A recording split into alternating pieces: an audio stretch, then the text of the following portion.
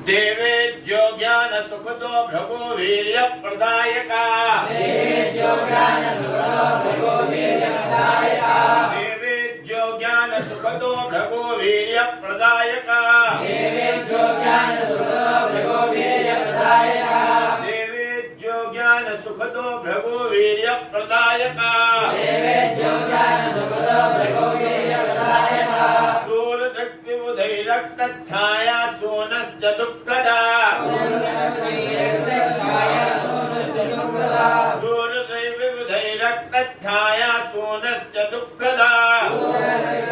रक्तच्छाया सोनश्च दुःखदा देवेज्यो ज्ञान सुखदो भृगो वीर्य प्रदायका रक्तच्छाया सोनश्च दुःखदा देवेज्यो ज्ञान सुखदो भृगो वीर्य प्रदायका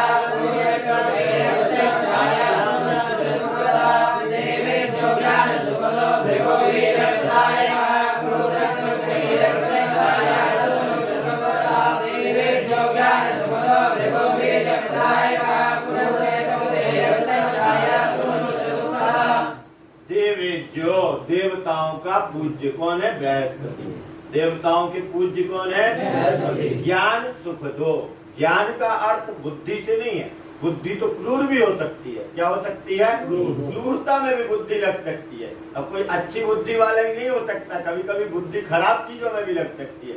एटम बम भी बुद्धिमान लोगों ने ही बनाया होगा, बंदूक भी बुद्धिमान लोगों ने ही बनाई होगी, हथियार भी बुद्धिमान लोगों ने ही बनाए होंगे।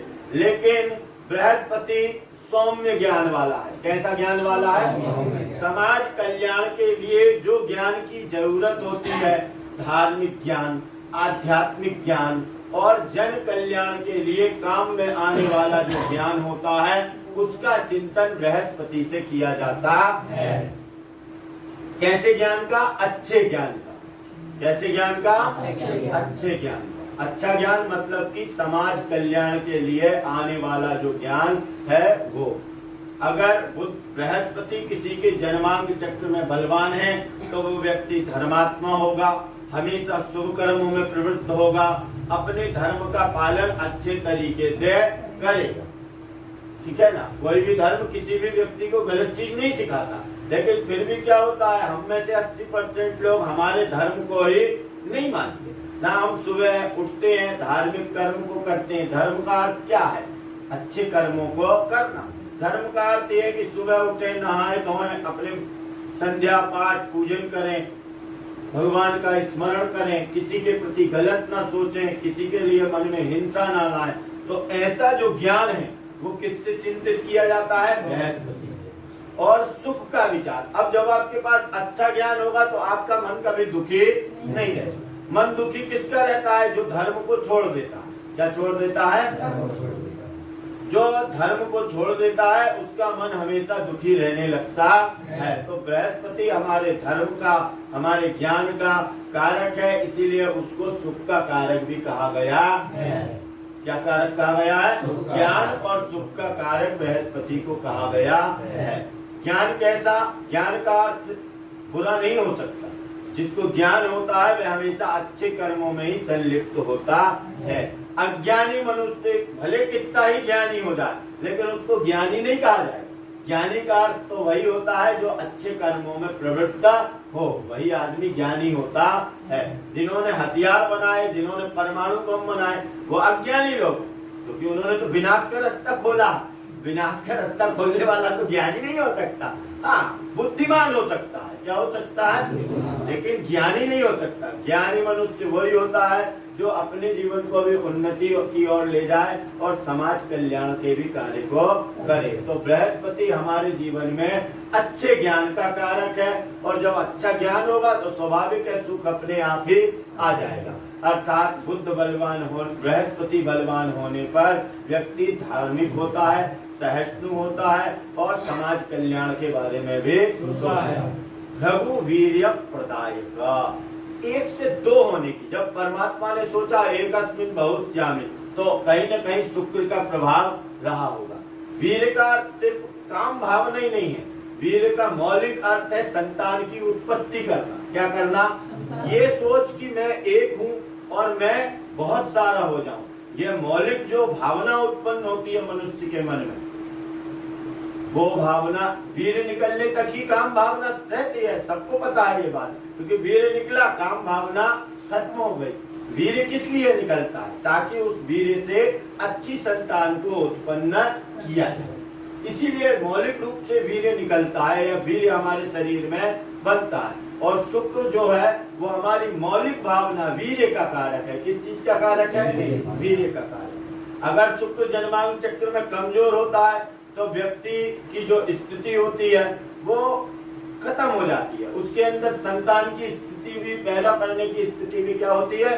कमजोर हो जाती है। हम आए हैं क्योंकि हमारे माता पिता, हमारे पिता के वीर्य से ही हम आए हैं ना। हमारे माता के रज से और पिता के रज से ही हम बने। तो मौलिक रूप से हम किस चीज से उत्पन्न हुए? वीर्य से। वीर्य कण से ही हम उत्पन्न हुए।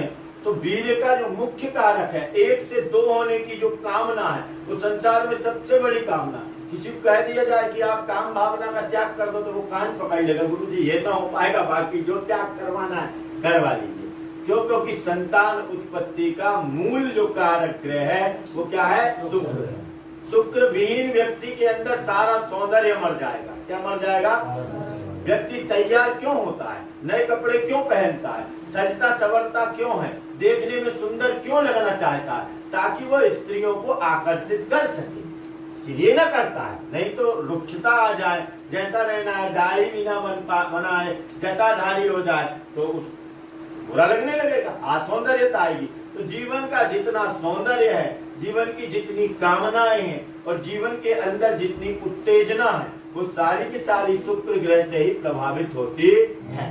और शुक्र हमारे मूल रूप से वीर्य का कारक है, और वीर्य का कारक होने के कारण सौंदर्यता का भी मूल कारक है, हमारी कामनाओं का भी मूल कारक है। इसीलिए शुक्र को कहा गया है कि शुक्र यदि जन्मांग चक्र में बलवान हो तो व्यक्ति को समस्त प्रकार के सुख की प्राप्ति हो जाती है। उसको हर चीज अच्छी लगती है। क्या लगती है? अच्छी लगती है। खुशबू चाहिए उसको, अच्छे वस्त्र चाहिए उसको, सारी चीजें शुक्र प्रधान होने के कारण अच्छी चाहिए। क्यों? क्योंकि उसके अंदर कामना रहती है, काम की भावना उसके अंदर रहती है। और शुक्र हमारे जीवन में वीर्य का मौलिक कारक है। क्रूर विबुधई रक्त छाया सूनश्च दुखदा, जो देखने में ही क्रूर है। क्या है? जो देखता भी है। कहते हैं ना, शनि की दृष्टि है तुम्हारे लग्न पर। गाय की दृष्टि है? हाँ। अब शनि, अब जीवन में अगर दुख नहीं है तो कुछ नहीं है। अगर शनि गाय का कारक है, दुख का। अब जिसके जीवन में दुखी नहीं होगा वो सुख की लालसा भी नहीं करेगा। दुखी जीवन को जिंदा रखता है। कौन जिंदा रखता है? कोई ऐसा मनुष्य नहीं है जो जानबूझ के दुखी न रहना चाहता हो। सब जानबूझ के दुखी रहना चाहते हैं। तो एक दिन मर जाना है। हमारी उम्र ही कितनी है? 60-70 साल। लेकिन फिर भी मनुष्य पंचायत फैलाता है। क्या करता है? ये सारे संसार का जो प्रपंच है और प्रलाप है और जो दुख है वो शनि से ही उत्पन्न होता है। और अगर शनि नहीं होगा तो जीवन ही नहीं होगा।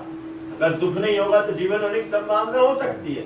नहीं। मनुष्य जानबूझ के दुख बटोरता है। ऐसा कोई मनुष्य नहीं जिसने जानबूझ के दुख की कामना ना की हो। बताओ, हमारे पास हाथ है, पैर है, आंखें, कान है, नाक है, और कुछ न कुछ जंगल में भी खाने के लिए मिल जाएगा, फिर भी हम समाज में रहते हैं, धरने पे चलते हैं। अरे मेरी माता जी मुझसे प्यार नहीं करती, मेरे भाई ने एक दिन मुझसे ऐसा कहा था। दुखी होते रहता है यार। कुछ नहीं मिलेगा तो ये सोच के दुखी रहता है कि यार आज इतना पैसा मेरे पास नहीं आया। अर्थ को लेके दुखी रहता है, काम को लेके दुखी रहता है। मैं उससे प्यार करता था, वो मुझे नहीं मिल पाई, दुखी रहता है। क्या करता है? किसी न किसी चीज को लेकर के वो अपने जीवन में दुखी रहना चाहता है स्वयं। क्यों? क्योंकि शनि उसका मूल कारक है। दुख का कारक कौन है? शनि। और जन्मांग चक्र में शनि की स्थिति यदि बलवान है तो निश्चित रूप से वो व्यक्ति कम दुखी रहेगा, उसके अंदर कम भावनाएं उत्पन्न होंगी, उसके अंदर जीवन में प्रसन्न चित्तता रहेगी। और शनि यदि जन्मांग चक्र में खराब हुआ तो वो निरंतर दुखी बना रहेगा। क्या बना रहेगा? ओह मैं देखने में ऐसा लगता हूँ, ओह मेरे तो बाल झड़ गए, ओह मेरे तो शरीर ऐसा हो रहा है, ओह मेरे साथ तो ऐसा हो गया, अरे मेरे से उसने ऐसा बोला था, अरे यार मेरे साथ तो ऐसा हो गया। वो स्वाभाविक रूप से हमेशा दुखी बना रहना चाहेगा। जन्मांग चक्र में शनि हमारे दुख का कारक होता है। राहु केतु के विषय में यहाँ बोला नहीं है, परंतु राहु हमारे जीवन में तामसिक प्रवृत्ति का मूल कारण होता है। तम का अर्थ होता है अंधकार। अंधकार दो प्रकार का होता है, एक तो मोक्ष में भी अंधकार होता है, तो केतु मोक्ष के अंधकार का कारक है, मतलब सब कुछ खत्म कर देगा। सोच विचार जीवन की स्थिति देखो ना, पागल लोग हो जाते हैं। क्या हो जाते हैं? पागल, या बहुत ज्यादा आध्यात्मिक हो जाते हैं। बुद्ध और बुद्धू में एक ही फर्क है कि वो जानबूझ के हुए हैं और वो अनजाने में ही हो गया। लालच खत्म हो गया, जीवन के प्रति सोच खत्म हो गई, जीवन में किसी चीज का सुख दुख और कुछ भी ना रहा। वो भी केतु से ही प्रभावित होता है। और जिसने तपस्या के द्वारा अपने मन को जीत लिया और अपनी बुद्धि को जीत लिया, वो भी क्या हो जाता है? मोक्ष का कारक हो जाता है। तो केतु दोनों तरीके से मोक्ष करता है। या तो वो मनुष्य को पागल कर देगा, पागल आदमी भी वैसे ही होता है जो परमहंस होते हैं। परमहंस और पागल में कोई अंतर दिखाई देगा तुमको? कभी देखे हो किसी परमहंस व्यक्ति को? वो ऐसे ही घूमते रहेगा पागलों की तरह, होता है ना।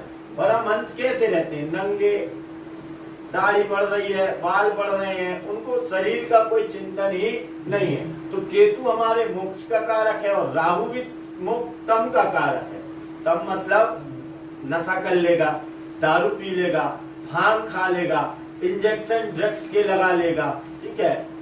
राहु व्यक्ति को तामसिक प्रवृत्ति की ओर ले जाता है। कैसा ले जाता है? तामसिक, जिसमें व्यक्ति की सोच विचार सारी चीजें समाप्त हो जाती। तो सूर्य हमारे जीवन में हमारे आत्मबल का कारक है, चंद्रमा हमारे मन का कारक है, मंगल सत्व अर्थात बल का कारक है, बुध हमारी बुद्धि का कारक है, बृहस्पति ज्ञान और सुख का कारक है, शुक्र हमारे वीर्य का कारक है और शनि दुख का कारक है। राहु केतु तम के कारक है, परंतु राहु जो है वह नशा इत्यादि से तम में लेके जाता है और केतु जो है वो मोक्ष के रास्ते पर या पागलपन से मोक्ष की तरफ लेकर के जाता है। तो ये नवग्रहों के मौलिक स्वभावों को मैंने आपको बता दिया। इसको गहराई से याद करना और इसको समझने की भी कोशिश करना।